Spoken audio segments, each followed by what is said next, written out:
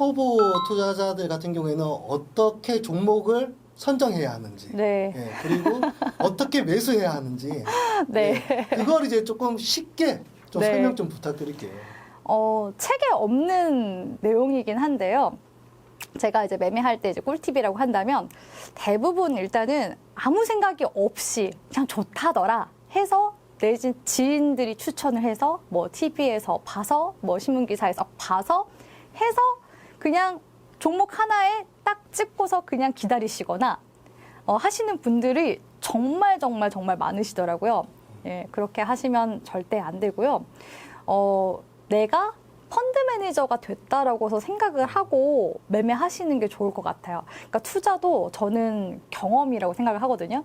그러니까 마치 그 어릴 때 연애 많이 해봐라 라고 해서 어른들이 많이 조언하잖아요. 네네. 그러면서 내가 어떤 사람인지 생각하고 나는 어떤 사람이 맞을까 이런 것들을 이제 고민하는 과정 속에서 울면서 또 헤어짐을 겪기도 하고 그러면서 단단해지면서 또 좋은 사람을 만나는 그런 과정들이 저는 연애라고 생각을 하거든요. 그거와 똑같다고 생각을 하고 있어요. 그래서 주식 투자는 사실 내 자금은 굉장히 한정적이기 때문에 그거를 그 리스크 한 곳에 저는 몰아서 하기보다는 나눠서 최대한 많은 경험들, 그 양다리, 투다리, 쓰리다리, 뭐 문어다리까지도 저는 초보 투자자일 때는 정말 경험을 많이 늘려야 된다고 생각을 하고 있거든요.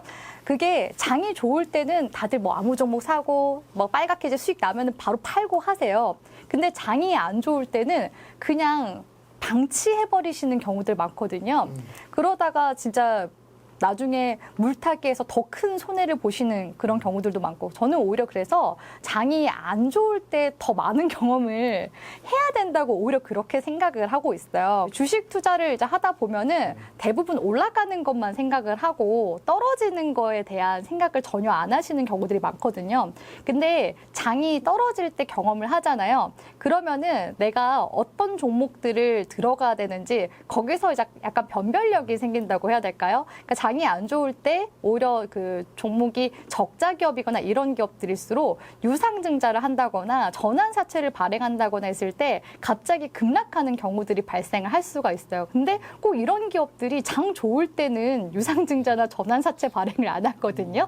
예, 그래서 이런 것들을 이제 경험을 해보면서 나중에 진짜 이제 장이 좋을 때 제대로 된 시즈로 정말 제대로 된 좀 내가 믿을 만한 기업에 투자를 하는 그런 과정을 저는 오히려 많이 겪어봐야 된다고 생각을 하고 장이 떨어질 때 경험을 하라고 말씀드리는 게 뭐냐면 이때 이제 투자를 하면서 물타기도 해보고 비중도 커지고 더 큰 손실도 봐보고 그러면서 이제 그 어느 정도 투자에 대한 방향성을 좀 잡아갈 수 있는 그런 시기가 이때 많이 생기는 것 같아요. 그래서 저는 인생도 마찬가지고 투자도 마찬가지고 투자를 잘하는 사람들을 보면은 자기 그 확신이 되게 자기 신념이 견고하신 분들이 많이 계시거든요.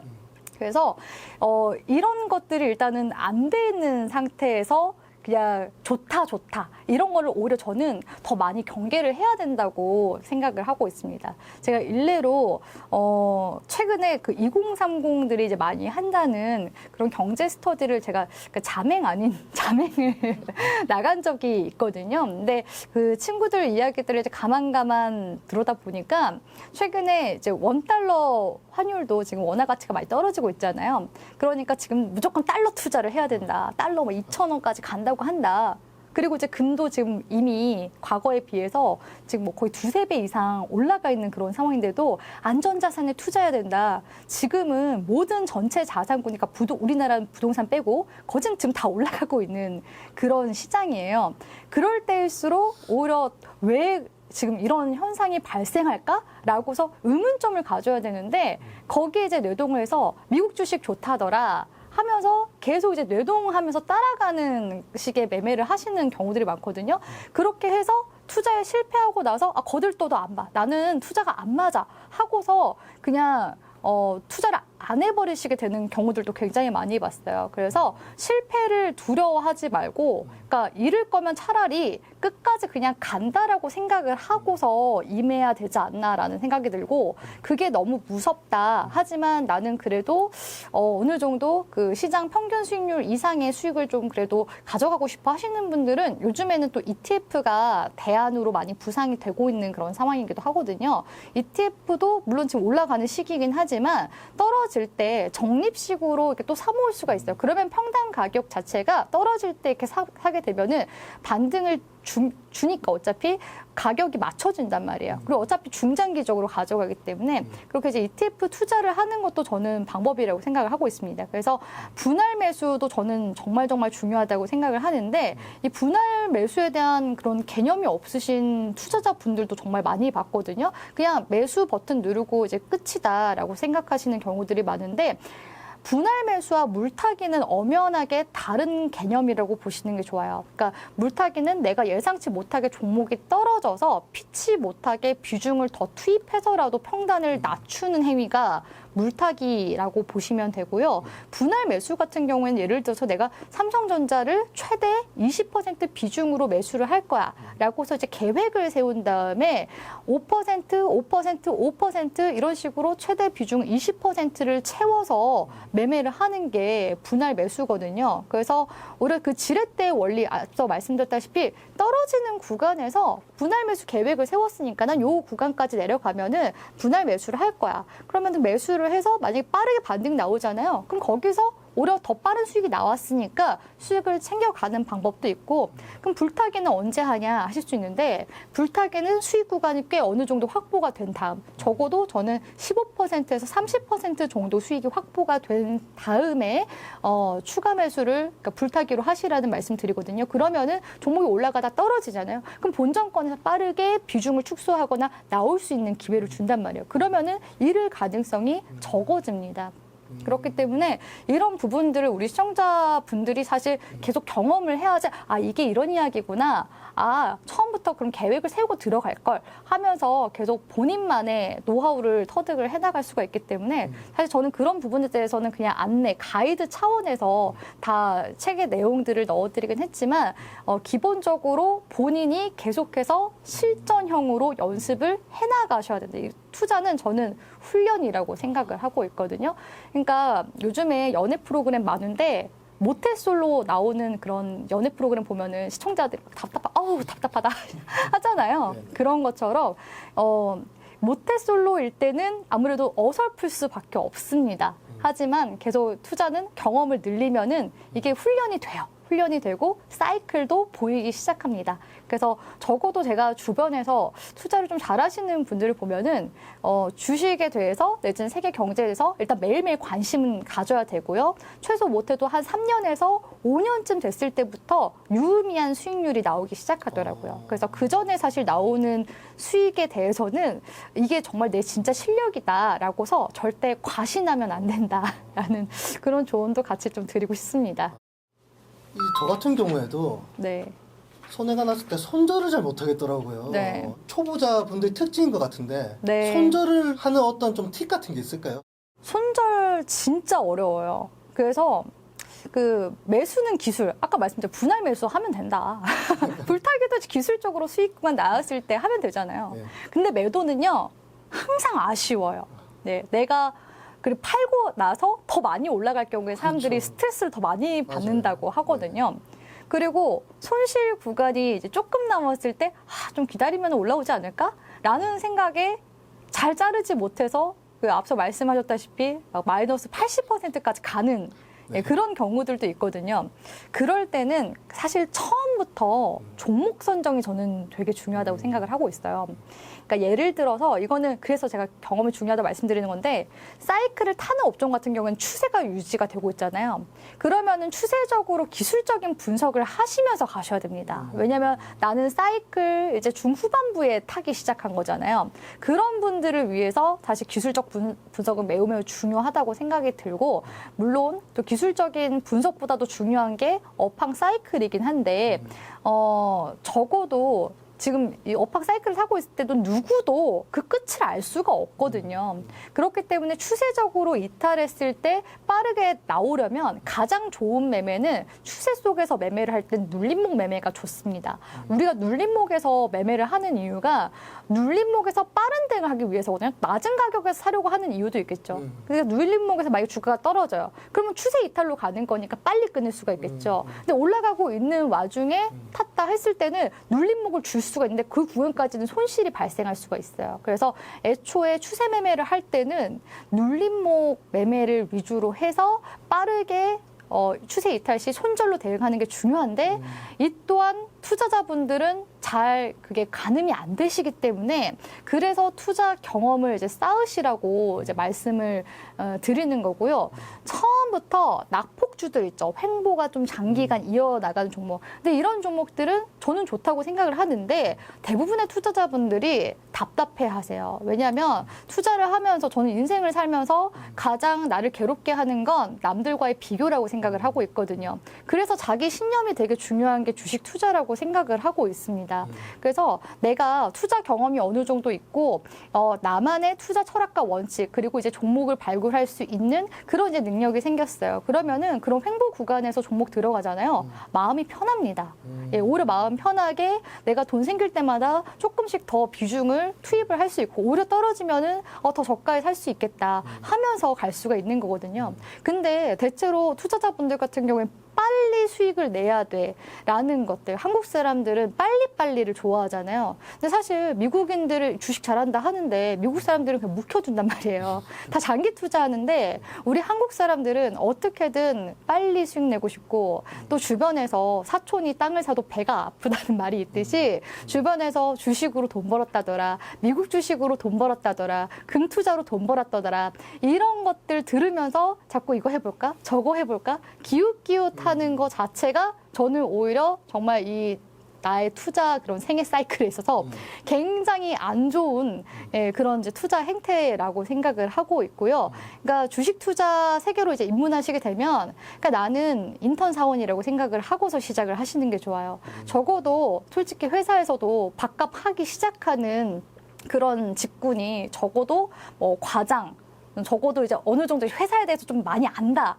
하는 그런 이제 또 직급은 부장이잖아요. 그 정도 돼야지 연봉 1억 받고 하는 거잖아요. 대기업에서도. 그런 것처럼 내가 투자에 지금 이제 막 입문했다 한다면 첫 술에 절대 배부를 수 없다. 나는 무조건 주식시장에서 초보다라는 그런 초심자의 마음으로 계속 행해야지 덜 잃는 투자를 하게 되는 것 같아요. 그래서 낙폭주들 같은 경우에 저는 최대한 이제 막 조금씩 이제 올라오려고 하는 그런 종목들 이제 위주로 매매를 하라고 말씀을 드리는데 낙폭도 이제 낙폭주인 거를 구분을 못 하시는 경우들이 많아서 이런 것들은 이제 계속해서 주식 투자를 하시면서 많은 차트를 보고 또 내가 관심 있는 종목들은 사실 사봐야 되거든요.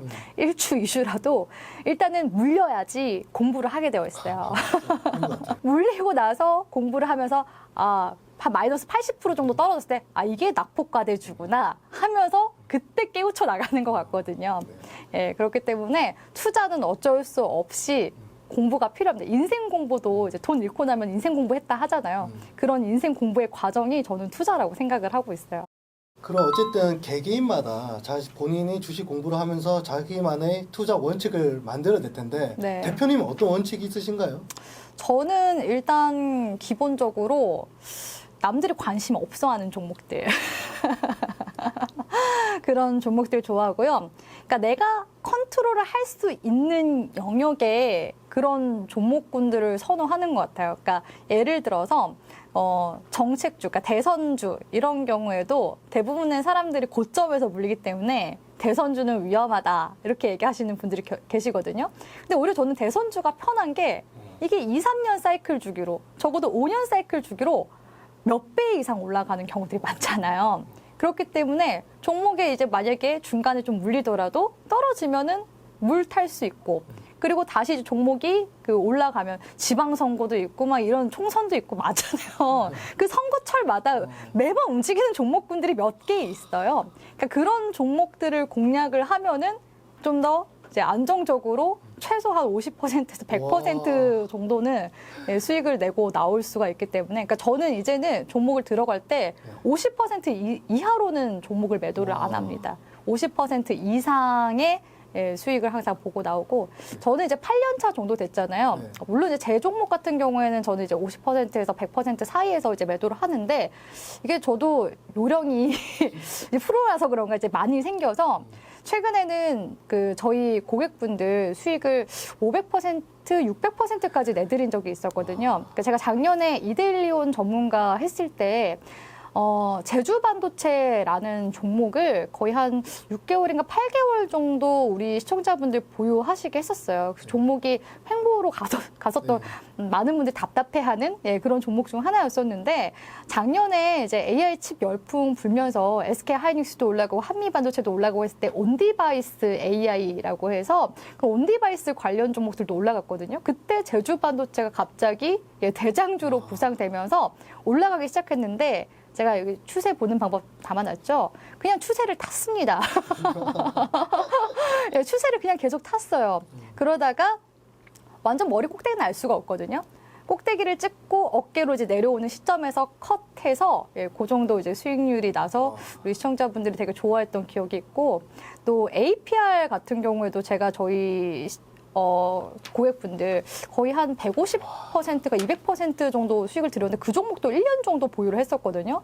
신규 상장했고 또 이제 화장품 관련 모멘텀이 작년에도 이제 들어왔었는데 이 기업은 화장품도 판매를 하지만 그 홈케어 미용기기를 또 판매를 하는 거예요. 근데 이 미용기기가 고마진 제품이거든요. 그래서 이제 미국 시장에 판매가 잘 되고 있길래 주가가 좀 낙폭이 왜 이렇게 심하게 나올까 좋은 종목인데 그래서 종목들을 이제 계속 보유하게 도와드렸고 또 2차 매수도 도와드렸었어요. 그러니까 이렇게 좀 확실한 종목들 실적이 잘 나와주고 사이클을 타는 그리고 작년에 화장품 수출이 이제 막 수출 호조세를 보이기 시작했기 때문에 이 수출이라는 모멘텀이 뭐 단기간 꺾이는 건 아니거든요. 말씀드렸다시피 적어도 1, 2년에서 2, 3년까지 사이클을 타는 경우들이 많기 때문에 분명히 이거 사이클 한 번 더 탄다라고서 봐서 APR도 그냥 종목 보유 계속 도와드렸었는데 올해 엄청나게 시장에서 상승이 나왔었고 이번엔 좀 조정 나왔잖아요. 저희는 그때 매도를 했는데 다시 올라가가지고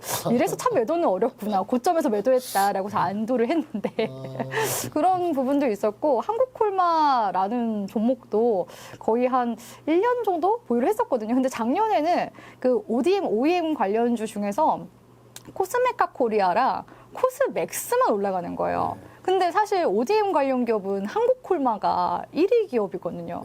근데 이게 사실 사이클마다 손바뀜은 있을 수 있어요. 그래서 이 종목들이 가면 제가 앞서 말씀드렸다시피 SK 하이닉스가 그 업황 사이클 초기 수혜라면은 후반부 수혜는 삼성전자다라고 말씀드린 것처럼 한국콜마가 분명히 역전하면서 주가가 올라갈 때가 있을 거라고 봤었거든요. 왜냐하면 실적은 계속 확인이 됐으니까. 그래서 이게 지금 업황 사이클이 꺾인 건 아니니까 매출은 계속 확인되고 있으니까 계속 보유를 하시죠. 해서 사실 이제 수익률이 60, 70% 정도까지 나왔다가 20, 30%까지 줄어든 적도 있었거든요. 근데 계속 보유하게 만들어 드려서 거의 이제 한국콜마도 100% 이상 가까이 수익 드리고 나올 수 있게 도와드리기도 했습니다. 되게 초보 투자자 입장에서 되게 무서운 것들을 하시는 것 같아요. 그런 이제 남들이 크게 일단 관심 없는 그런 네. 종목들을 이제 투자를 하신 거고 또 다른 또 원칙이 있으시다면 어떤 게 있을까요? 다른 원칙이 있다면 애초에 손절할 종목을 안 들어가는 게 좋아요. 예, 이게 굉장히 어려운데 네. 앞서 말씀드렸다시피 이게 본인 경험치가 있어야지 이러한 확신이 생기는 거라고 생각이 들거든요. 네. 그래서 실제로 이제 제 주변에서 전문가분들 많이 보잖아요. 많이 보면은 진짜 레버리지 엄청 끌어서 한 종목에 투자하시는 분들도 많이 봤고요. 내지는 어떤 분들 같은 경우에는 그냥 비관론자세요. 그래서 그분 같은 경우에는 2022년도에서 2023년도 장 떨어질 때 그때 이제 선물 옵션 하방 베팅을 하셔가지고 돈을 16억인가 그 정도 버신 분도 계시거든요. 그래서 투자 세계에 있다 보면은 적어도 제가 봤을 때 그 투자 경험이 거의 한 10년 차 되신 분들이 그렇게 매매를 하시는 것 같아요. 어느 시점부터 내가 선호하는 종목들, 내가 원하는 그런 종목군들이 보이는 때가 옵니다. 그럴 때는 저는 이제 부동산 투자도 레버리지 끌어서 하는데 주식 투자도 그렇게 할 수 있다고 생각을 하고 있거든요. 그러니까 그런 사실 근데 투자에 대한 책임은 본인에게 있기 때문에 많이 또 잃어봐야 잃는 거에 대한 공포도 없어지는 것도 저는 경험이라고 생각하고 실력이라고 생각을 하고 있거든요. 잃는 거에 대한 무서움이 있으면 도전을 할 수가 없습니다. 도전을 하기 때문에 기회가 생기는 거고 수익이 생기는 거라고 생각을 하고 있거든요. 그렇기 때문에 일단 경험치를 충분히 쌓은 다음에 내가 좀 확신이 드는 종목은 손절을 할 생각을 하면서 들어가기보다는 사실상 확신을 갖고 계속해서 중장기 투자를 할 마음으로 내가 원하는 가격대까지 올라올 때까지 가지고 가는 게 저는 진짜 본인의 그런 투자 방향성 이런 게 아닌가라는 생각이 들고 저는 예전에는 전문가를 처음에 초창기에 했을 때는 단기 매매 위주로 시청자분들을 도와드리는 그런 전문가로 활동을 했었거든요. 근데 어느 순간 저도 좀 회의감이 오더라고요. 왜냐면은 매일매일 그렇게 단타 매매를 도와드리고 하다 보니까 피로도도 굉장히 많이 쌓이고 또 안 될 때도 있잖아요. 그런데 내가 이제 제대로 된 투자 이런 게 완전히 세팅이 완료가 되고부터는 저희 시청자분들도 편하고 저도 오히려 편하게 주식시장을 바라볼 수 있게 된 것 같아요. 그래서 이렇게 투자 경험이 쌓이면 나에게 맞는 인생 종목도 분명히 찾을 수 있는 그런 시기가 있다고 생각을 하고 있거든요. 적어도 주식 투자하면서 2, 3년 정도 종목 보유해서 30% 이상 수익 가져가면 적금 이상 저는 수익률이라고 생각을 하고 있어요.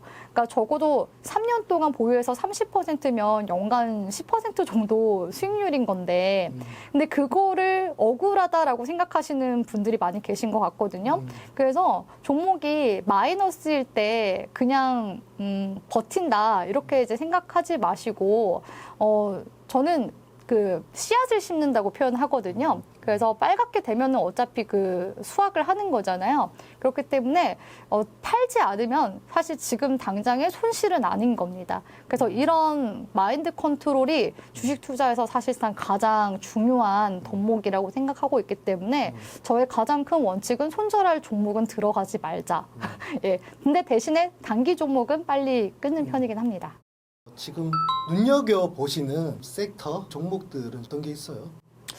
저는 지금 시점에서 일단은 사이클 타는 업종은 단연 반도체고요. 반도체 너무 많이 말씀드렸으니까. 그 다음으로 이제 보고 있는 sek터는 원전입니다. 예. 제가 원전을 왜 계속 주목을 하고 있냐면 네네. 지금 원전주 또 물려 계신 분들이 많이 계신가 봐요. 지금 많은 것 같아요, 지금. 네, 그래서 원전주 얘기하면은 또 이제 이렇게 전문가분들이 얘기를 하잖아요. 그럼 또 물리게 하려고 그런다. 이렇게 볼멘 소리 하시는 분들이 되게 많이 계신데 원전주는 아직 사이클상 1차 사이클밖에 나오지가 않은 상황이거든요. 그것도 아직 초입이라고 생각을 하고 있습니다. 지금, 그러니까 원전주 최근에 물려 계신 분들이 이제 지난 6월 달에 체코 원전 수주 이제 본계약하고 나서 이제 물려 계신 분들이 많이 계시거든요. 근데 기회는 많아요. 왜냐하면 체코 원전 수주전에서 원전주들이 이제 부상이 될 수 있었던 게 이제 우리나라도 해외 원전 진출에 약간 뭐랄까 도약을 할 수 있는 발판을 마련했다. 라는 부분에 있어서 의미가 있었던 거고요. 지금 전 세계적으로 지금 이 전력 공급 난을 지금 겪고 있는 상황이잖아요. 특히 유럽에서도 지난 상반기까지도 이제 종종 볼 수 있었던 기사가 대규모 정전 사태 이런 부분들 때문에 유럽에서도 지금 이제 탈 원전을 계속해서 이야기를 하고 있는 상황이고 신규 원전 건설 프로젝트도 계속 이제 세계 곳곳에서 지금 이야기가 나오고 있는 상황이거든요. 그래서 오히려 이제는 우리가 주목해봐야 되는 모멘텀이 결국에는 미국향 모멘텀입니다. 그래서 이전에 이제 그 조선주 같은 경우에는 마스가 프로젝트라고 해서 한미 그 조선 협력에 대한 기대감 많이 들어왔었잖아요. 그래서 이번에 그 한미 정상회담 했을 때 기대가 또 들어왔었던 게 마누가 프로젝트입니다. 그래서 이 원전 시장이 미국 시장이 아무래도 땅덩어리도 크고 더 많은 이제 전력을 요구를 할 수밖에 없기 때문에 기존에 미국에서는 SMR 쪽에 있어서는 좀 선제적으로 많이 투자도 한 그런 상황이었거든요. 근데 그 지금 최근에 짓는 데이터 센터들 같은 경우에는 엄청 많은 전력을 지금 소모시킬 수밖에 없기 때문에 오히려 데이터 센터 한 대당 원전 한 기가 필요할 정도로 지금 어마어마한 지금 전력 수요가 발생하거든요. 앞으로 여기서 이제 미국의 데이터 센터양 전력 발생 수요만 하더라도 거의 한 3배 정도 이상 증가가 될 거라고 이야기가 나오더라고요. 그렇기 때문에 지금 미국 쪽에서 그 트럼프 대통령이 행정명령에 서명을 한 거고 이제 앞으로 8기에서 한 10기 정도의 대형 원전을 일단 우선적으로 지을 텐데 그래서 그 페르미 아메리카 프로젝트 같은 경우에는 현대건설과 두산 에너빌리티가 일단 우선적으로 참여한다는 기사들도 있거든요. 그러니까 이미 물밑 작업들은 하고 있는 그런 단계라고 볼 수가 있어요. 그리고 지난번에 체코 수주 이후로 시장 조정 주면서 이야기가 나왔었던 게 올 초에 미국의 그 에너지 원전 회사인 그 웨스팅하우스 쪽에서 목리를 한번 부렸었거든요. 그때 이제 우리나라가 이제 유럽에 있는 그런 프로젝트 그런 수주권은 포기한다라는 그런 내용들이 한번 노이즈가 있었습니다. 근데 유럽을 포기하더라도 중동도 있고 동남아시아도 있고 지금 아직 많아요. 그리고 미국 시장 잡으면 사실상 저는 끝판왕 끝나는 거라고 생각을 하고 있거든요. 그래서 이번에 이재명 대통령이 G20 그 순방 갔다 오면서 그 아랍에미리트 쪽에서도 지금 바라카 원전 그거 이제 협력했었던 거 토대로 계속 추후 협력도 도모를 한 상황이고 튀르키예 같은 경우에도 지금 원전 같이 또 협력 기대가 들어와주고 있는 그런 상황이거든요. 그래서 앞으로도 향후에 이런 원전 수주 모멘텀은 지속이 될 거고 또 SMR 건설에 대한 이런 여러 가지 모멘텀도 주목을 해본다면 제가 봤을 때는 2차 사이클을 더 크게 기대를 해봐야 되지 않나라는 생각을 하고 있고요. 원전 ETF 공략하는 것도 방법이긴 한데 차라리 대장주인 두산 에너빌리티가 원전 죽이게 만들거든요. 두산 에너빌리티가 또 SMR 파운드리 쪽에서는 세계적으로 가장 큰 규모입니다. 그래서 두산 에너빌리티와 또 원전을 지으려면 건설을 해야 되는데 현대건설 같은 경우에는 그 원전 건설 시공 경험이 가장 또 압도적인 건설사이기 때문에 현대건설 이렇게 보면 괜찮지 않을까. 왜냐하면 전력 쪽도 최근에 그 전력 3사라고 볼 수 있는 효성중공업이나 HD 현대일렉트릭 같은 경우는 미국향으로 지금 수주가 계속 발생하면서 매출이 엄청 발생하고 있거든요. 그래서 국내향에 치중되어 있었던 LS 일렉트릭은 상대적으로 좀 덜 부각이 됐었던 부분들이 있어요. 결국에는 이런 미국향 모멘텀이 들어오고 있는 원전주를 계속 주목을 해보는 게 좋다고 생각을 하고 있습니다. 그리고 끝으로 2차 전지. 2차 전지는 물려 계신 분들 진짜 많으세요. 맞습니다. 예, 2023년도 그 초에 많이 물려 계셔서 전기차 캐즘 언제 끝나는 거냐 볼멘 소리 하신 분들 계신데 아까 앞서 잠깐 말씀드리긴 했었는데 지금 에너지 저장 장치 수요도 많이 늘고 있거든요. 그래서 실제로 LG 에너지 솔루션이 올해 그 세액공제 혜택 차치하고서라도 흑자를 냈습니다. 그리고 배터리 셀 기업들이 에너지 저장 장치 만들려면은 일단 우선적으로 소재 관련 기업에 수주를 넣어야 되잖아요. 그래서 최근에 LNF라든지 그 에코프로 BM과 같은 또 양극재 소재를 만드는 기업들이 리튬 가격 반등 영향도 있겠지만 그래서 올라오는 부분들도 있거든요. 지금 또 정부 쪽에서 중앙계약시장 입찰권도 있기 때문에 지금 뭐 우리나라뿐만 아니라 또 LG에너지 솔루션은 북미 쪽에 지금 ESS 계속 수주 따내고 있는 중이거든요. 그래서 ESS 쪽으로 봤을 때도 LG에너지 솔루션 굉장히 괜찮고요. 또 삼성 SDI 같은 경우에는 국내 쪽에서 그 NCA ESS용 이제 배터리 쪽에서 좀 잘 나가고 있긴 한데 그래도 이제 LFP 배터리도 이제 향후에 하려고 하고 있고 테슬라와 ESS용 지금 배터리 공급 계약 소식도 지금 앞두고 있는 상황이에요. 그러니까 배터리 셀 기업들도 지금 너무나 지금 호재가 많은 상황이죠. 그리고 업계에서 봤을 때 전기차 캐즘이 지나가는 시기가 물론 이제 트럼프 대통령이 IRA 법안도 없애고 전기차 보조금도 폐지시키긴 했는데 그래도 전 세계적으로 그 탄소 중립하고 있기 때문에 이미 지금 1차적으로 그 얼리버드, 얼리어답터 이런 분들이 전기차 한번 이제 다 샀죠. 샀고 나서 이제 전기차 캐즘이 온 건데 이제는 보급형으로 더 저가의 이제 자동차들이 이제 많이 풀리게 될 거란 말이에요. 그래서 그 과정 속에서 LFP 배터리 시장 중국 쪽에서 많이 지금 주도를 하고 있는데 우리나라도 지금 전기차용 LFP 배터리 상용화 시기가 2027년도부터 이제 본격화될 예정이거든요. 그러니까 선제적인 그런 수요들을 생각을 해본다면 2027년도부터 전기차 캐즘 지나간다 내지는 조금 더 뒤로 미뤄진다 하더라도 2026년도부터 내년도부터 주가상 선반영이 될 가능성이 높고 근데 오히려 ESS 쪽으로 조금 더 앞당겨져서 지금부터 이제 2차 전지 관련 종목들이 움직임이 나온 거거든요. 그래서 순차적으로 본다면 반도체 섹터 이제 연초까지 보고 그다음에 이제 원전주들은 어차피 반도체 사이클이 가면은 따라갈 수밖에 없고 근데 그런 부분들 차치하고 증시 흔들릴 때 전기차는 또 판매가 될 거니까 전기차 쪽으로 향후에 2026년도, 2027년도 방향성을 이제 중반부부터 잡아가시면 좋지 않을까. 물론 지금부터도 선제적으로 2차 전지 관련주 공략하는 거 저점에서 매수 가능한 시기라고 생각을 하고 있습니다. 지금 주식 시작하시는 분들께 전하고 싶은 한 말씀 부탁드리겠습니다. 네, 우리 주린이 분들이신 거잖아요. 제 책을 보시고 또 주식 투자를 시작해 볼까 하시는 분들도 많이 계실 것 같은데 제가 거의 2, 3년 정도의 시간이 걸린 만큼 제가 또 성격이 완벽주의자예요. 그래서 시중에 나와 있는 책들을 보면서 부족하다 싶은 그런 내용들도 최대한 제가 또 실전 경험을 토대로 담아내려고 많이 애쓰면서 정말 그 첫 책은 그 애를 낳는 고통이라고 얘기를 작가분들이 많이 하시는데 그 정도로 제가 정말 심혈을 기울여서 쓴 책이거든요. 그래서 일단 기본적으로 뭔가를 시작할 때 일단은 가장 먼저 책을 찾는 분들 많이 계시잖아요. 그래서 일단 기본기부터 익히시면서 차근차근 시작하셔도 늦지 않습니다. 그래서 오늘 시작해도 늦지 않은 주식 투자거든요. 앞으로 증시는 기회를 많이 줄 거예요. 그렇기 때문에 지금 증시 상승에 너무 우리 시청자분들이 목매달지 않으셨으면 좋겠습니다. 어차피 사이클은 계속 2, 3년 주기, 적어도 5년 주기로 크게 나오거든요. 그래서 그 동안에 제가 이렇게 열심히 담아놓은 노하우를 바탕으로 해서 우리 시청자분들이 계속해서 공부도 하시고 실전 경험도 해나가시면서 정말 그 본인만의 투자 원칙들을 확고히 해나가시는 그런 시기가 되셨으면 좋겠습니다.